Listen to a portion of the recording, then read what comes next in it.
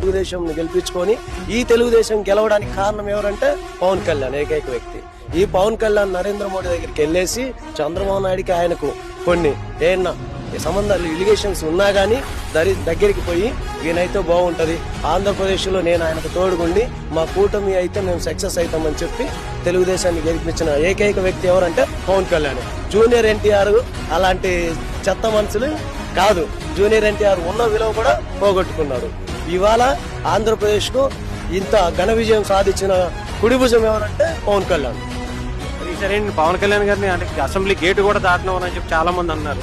ఇప్పుడు ఈసారి ఆయన కూడా ప్రమాణ స్వీకారం చేశారు. పవన్ కళ్యాణ్ గతంలో ఉన్న ఎక్కువ హీరో నిజంలో ఉన్న దాన్ని కూడా తగ్గి ఆంధ్రప్రదేశ్ కు ఇప్పుడు కూడా ఆయన చెప్తున్నాడు గెలిచిన తర్వాత భయం వేస్తుందని. ఎందుకు భయపడుతున్నాడంటే కొంతమంది ఇలా గేట్ తాకున్నది ఇది అన్నారు. ఆ గేట్ కాదు, ఆయన చంద్రబాబు నాయుడికి తమ్ముళ్లాగా ఉండి ఆంధ్రప్రదేశ్ లో నెంబర్ 1 నాయకుడిగా నెక్స్ట్ పవన్ కళ్యాణ్ సీఎం అవుతాడన్నా గానీ ఆశ్చర్యపోవాల్సిన పనే లేదు. అవుతాడు కూడా. ఆంధ్రప్రదేశ్ ను నెంబర్ 1 స్థానంలో ముందుకు నడిపిస్తాడు. ఈ పిచ్చి మందులు ఇలాంటివి లేకుండా మంచి మద్యపానము ఆపకపోయినా గానీ మంచి మందు ఆంధ్రప్రదేశ్ కి తెస్తారు. తర్వాత రాజధాని కడతాడు.